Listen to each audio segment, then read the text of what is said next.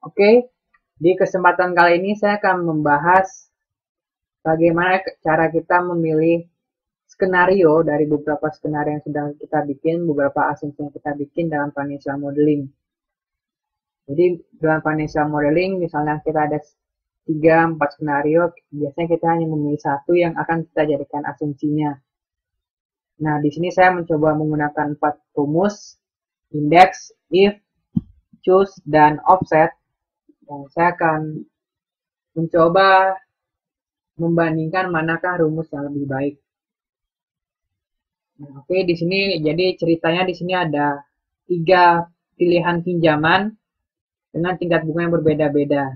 Nah, nanti dalam asumsi kita hanya mengambil satu pinjaman, jadi kita harus memilih di antara 3 ini mana yang akan kita pakai. Nah, kita bisa memakai rumus indeks. Indeks di sini dia memblok keseluruhan data referensi yang akan kita ambil, lalu kita berikan referensinya kita mau mengambil yang mana. Jadi di sini 3, maka dia mengambil urutan yang ketiga.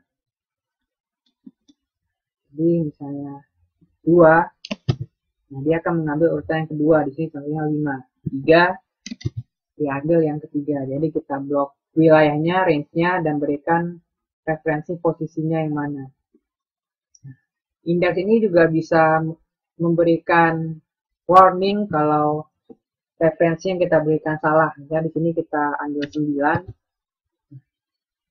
Dia memberikan ref ya. Ref ini berarti referensinya tidak ada atau skenario-nya kurang. Jadi kita hanya memberikan 3 skenario, tapi di sini kita ketik 9, berarti ada kesalahan dalam input skenario-nya.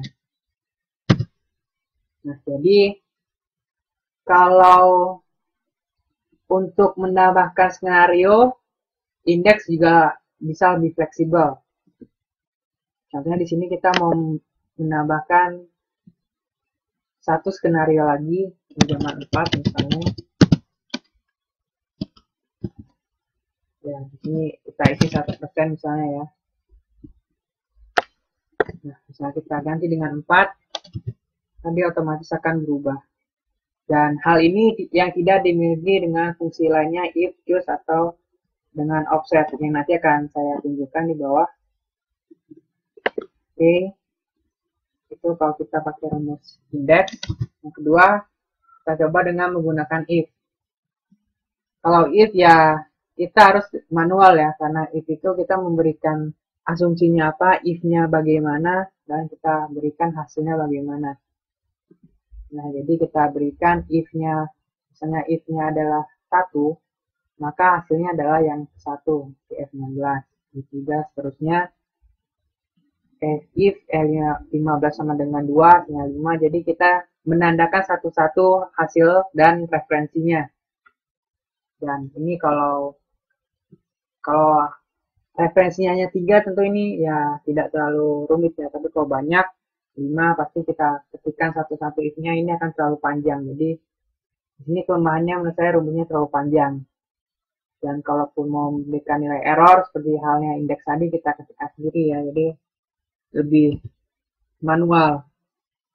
Dan juga dia kurang fleksibel ya, karena itu tadi misalnya di sini kita mau tambahkan pinjaman keempat, maka kita harus membuat if yang baru. Kita buat di sini if yang baru yang mengacu nantinya ke F19.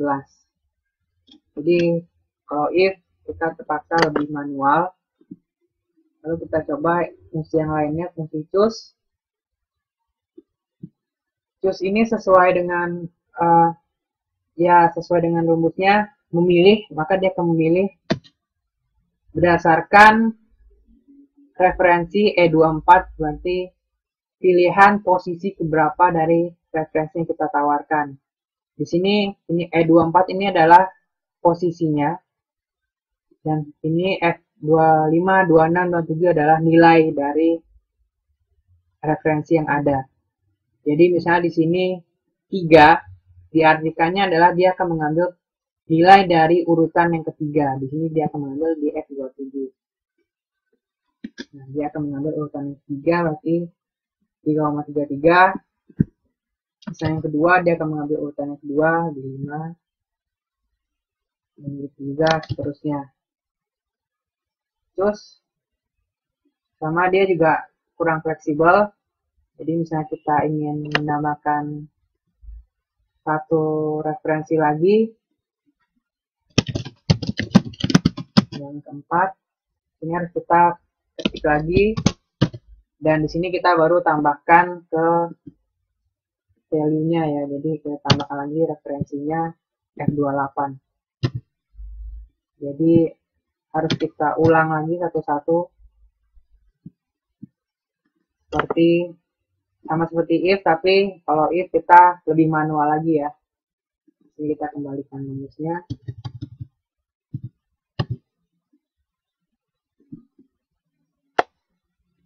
Kalau dia juga bisa memberikan nilai error kalau datanya berlebih. Di sini 4, sedangkan skenario-nya hanya ada 3, dia akan memberikan value. Berbeda dengan indeks, kalau indeks dia langsung memberitahu bahwa referensinya tidak ada. Sedangkan kalau choose, dia hanya memberikan kalau value-nya yang tidak ada. Kembali 3, kembali. Dan di sini terakhir kita coba menggunakan offset.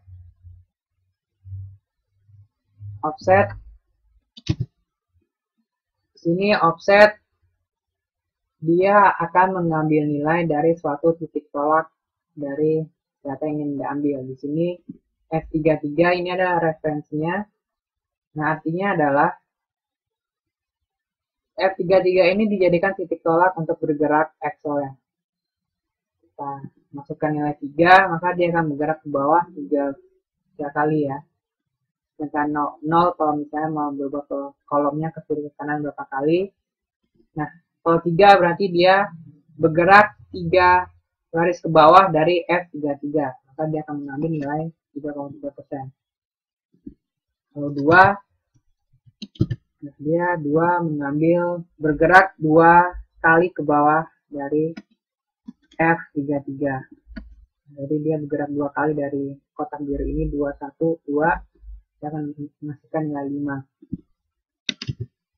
Nah, kalau offset dia tidak bisa mengunci datanya ya. Jadi misalnya di 9, maka dia ambilnya sebagai 0.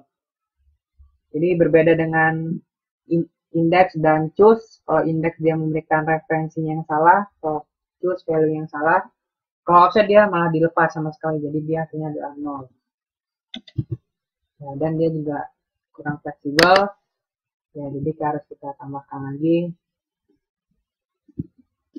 Yang keempat misalnya harus dibuat satu ya. Jadi baru kita rubah lagi di fungsi offsetnya untuk mendapatkan nilai 0,22 ini. Nah, jadi dari keempat fungsi ini kita mengajukan untuk memakai indeks ya, karena itu tadi indeks lebih fleksibel.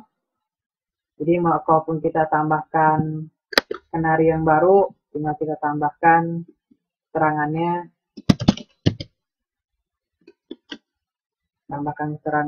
maka dia otomatis akan memunculkan nilai yang baru.